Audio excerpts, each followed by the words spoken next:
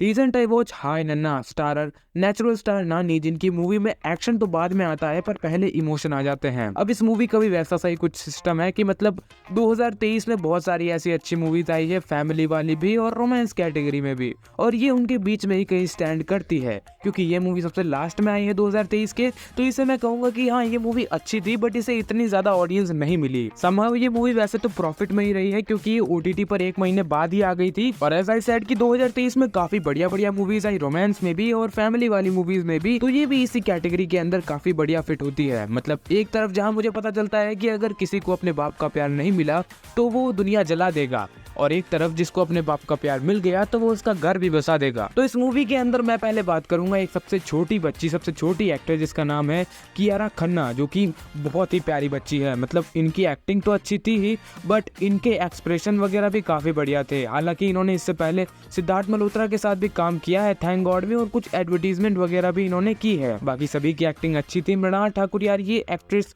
मुझे बहुत बढ़िया लगती है बट एक बार इनको कुछ ऐसे सीन मिल गए जो कि बेकार थे। कचरा भी बीच में बहुत आया था, बस उसी को इग्नोर करते हुए चलते हैं क्योंकि अगर मैं अकेला बोलूंगा तो प्रोबेबली फेल आ जाऊंगा। तो ये मूवी बेस्ड है रोमांस और लव स्टोरी टाइप की, और पर्सनली बताऊं तो इस जॉनर से मुझे इतना कुछ लगाव नहीं है क्योंकि मुझे ऐसा लगता है ये जॉनर जो है वो एक सब जॉनर बन चुका है। मतलब एक्शन, एडवेंचर, फैंटेसी, किसी भी तरह की मूवी का जॉनर उठा लो, उसके अंदर लव स्टोरी वाला एंगल तो डाला ही जाता है। इवन 85% से भी ज्यादा मूवीज जो होती है इंडियन मूवीज, उनके अंदर लव स्टोरी ही दिखाई जाती है मेजरली। तो एक तरह से ये काफी एक यूनिवर्सल सी थीम है क्योंकि साल में 2 या 3 या मैक्सिमम 5 से 6 मूवीज आती है लव स्टोरी की, जिनमें से बहुत ही कम होती है जिनको वो वाला अटेंशन मिलता है। यहाँ तक कि मैं इस मूवी को अंडररेटेड भी समझ रहा था, पर गूगल ने मुझे मेरी औकात दिखा दी कि बेटा ये #1 सबसे ज्यादा सर्च की जाने वाली और देखी जाने वाली मूवी है अपने OTT प्लेटफॉर्म पे। तो मूवी में जो चीजें चल रही है वो कुछ एक्स्ट्रा ऑर्डिनरी नहीं है या फिर ऐसा कुछ जो आपने पहली बार देखा हो।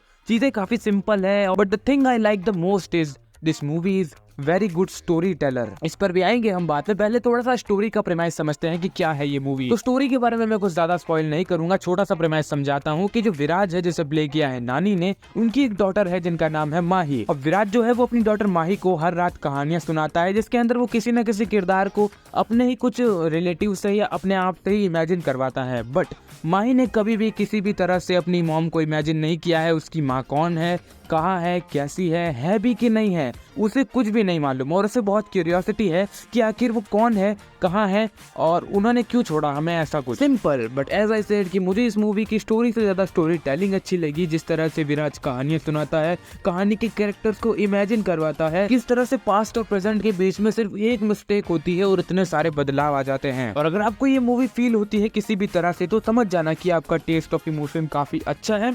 और मूवी के अंदर कुछ मिस्टेक जो कि मुझे पर्सनली ऐसा नहीं लगता कि ये कोई मिस्टेक है, शायद मेरी ही कोई गलती होगी। लाइक इस मूवी की लेंथ मुझे पता नहीं क्यों लंबी लग रही है, जबकि ये सिर्फ 2.5 घंटे की मूवी है। शायद इसलिए क्योंकि मैंने इस मूवी को 2 दिन में कंप्लीट किया है, इस वजह से भी हो सकता है। और जो दूसरी बात है जो कि जेन्युइनली इसकी एक मिस्टेक है वो ये कि जो नेटफ्लिक्स है वो साउथ मूवीज की हिंदी डबिंग में शायद इतना ज्यादा ध्यान नहीं देता है, या फिर पता नहीं वो किस तरह से डब करवाते हैं। क्योंकि mister and Mrs poly Shetty में भी मुझे यही कंप्लेन थी कि कई बार जो कैरेक्टर्स होते हैं उनके डायलॉग हमें समझ ही नहीं आते, सुनाई ही नहीं देते, बैकग्राउंड म्यूजिक इतना तेज होता है। अब हो सकता है कि भाई कुछ सिंग करने के चक्कर में कुछ डायलॉग सुनाना नहीं चाहते हो वो, बट ओवरऑल मूवी अच्छी थी, आप देख सकते हो। इवन फैमिली के साथ देखोगे तो कोई प्रॉब्लम नहीं है, 1 या 2 किसिंग सीन हो सकते हैं लिप टू लिप वाले, और उससे ज्यादा कुछ भी नहीं। आई होप आपने मूवी अब तक देखी होगी, नहीं देखी है कोई बात नहीं, देख लो जाकर के, और अगर देखी है तो कमेंट में बताओ कैसी लगी, अपना एक शॉर्ट सा रिव्यू दे दो। तो मिलते हैं अगली वीडियो में, तब तक के लिए बाय बाय।